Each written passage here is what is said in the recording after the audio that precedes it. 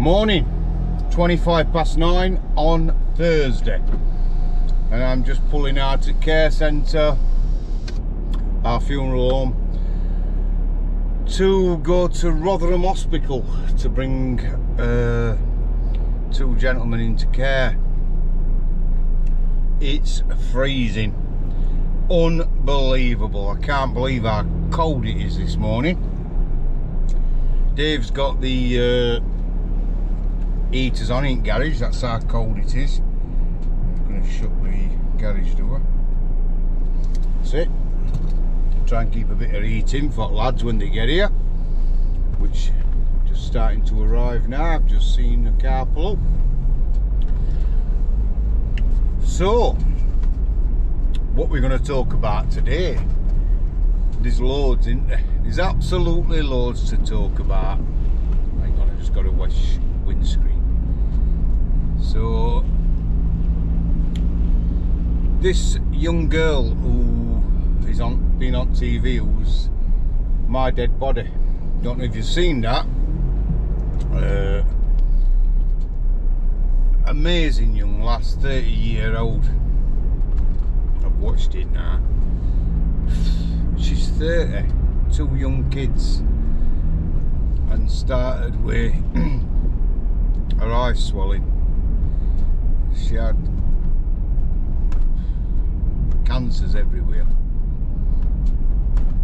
and then she could have just done she could have just done nothing and welled in all that, but she didn't.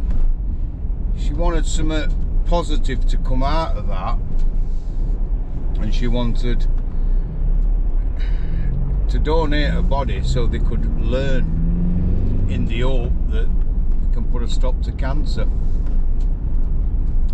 It's absolutely unbelievable, isn't it? Unbelievable how brave that lass were, and her family. There were a programme on TV a few years ago about Alan. Now Alan was mummified at the Sheffield Medical Legal Centre, and that were a fascinating documentary showing how they used to mummify. Just amazing. I were transfixed on that. That's a big word, isn't it, for me, transfixed? But I were. Followed it all the way through. And then I got a phone call one morning from Maxine, who's manager down at Medical Legal Centre. And she says, we need Alan to be taken to London, where he is today. Actually, he's still there, and probably always will be, in this university hospital teaching place. And I thought, what's she on me for about that? And she says, we want you to take him down. And I were absolutely privileged. I says, there's no fee. I'd love to do that, to have helped in some way. So that's what myself, Cheryl and Maxine did. We drove through night and took Alan down to the place in London where he's still at.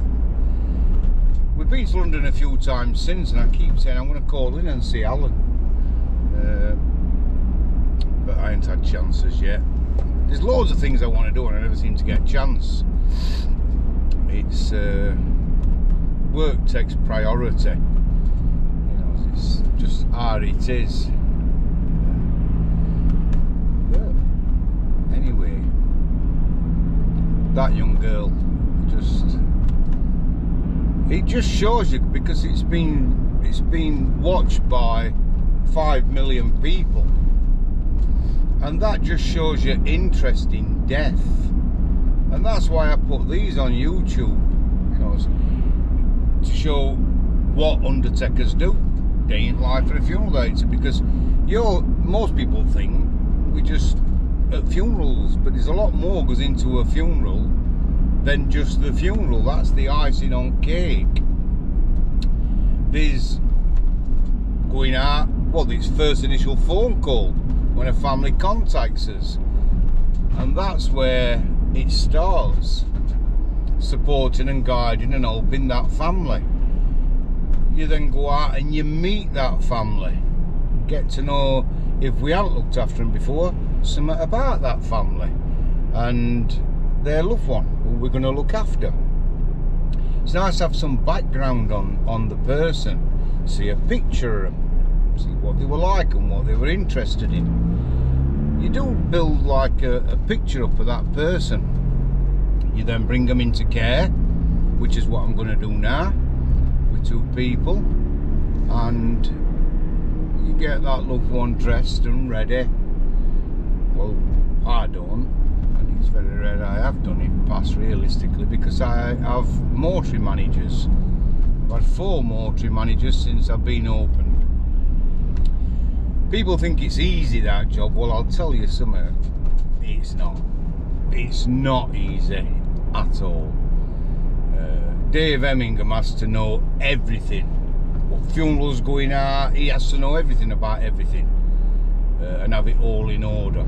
Because he doesn't just work in mortuary, he's obviously planning and making sure everything's right. So that's a really difficult job. But then obviously you've got families coming to visit a loved one once they're dressed and ready in chapel. I can't believe that some funeral directors have got 1 chapel arrest. It doesn't make sense. I don't know how they can do it properly with 1 chapel. Because if you've got 2 or 3 families visiting, today we've got, I think there's about 42 funerals that we are looking after at the moment. So that's 42 families. Now out of that, 38 families might want to visit. Imagine having 1 chapel arrest. It's just can't be done. I know they're not that busy and they wish they were, but they couldn't cope. They won't be able to. We do it on a big scale, realistically. And funeral industry is always the same. It's, my old boss used to say, feast or famine. You're either really, really busy or you're twiddling your thumbs. We twiddle as thumbs when we've got about 8 funerals, when we're quiet. And to us, quiet is 8 funerals at any one time. Now it's starting to get busy because we're in the 40s. And every family has to be treated as though we're only looking after them. They have to know that 24/7, 365 days a year, we're at the other end of the phone if they need us. That's what it's about.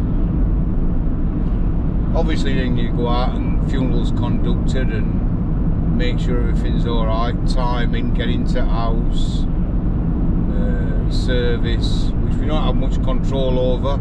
That's the speaker, and hoping that you've put the right speaker with the right family. After service, taking family back, and it's that bit when you see the relief on that family's face that everything's gone to plan.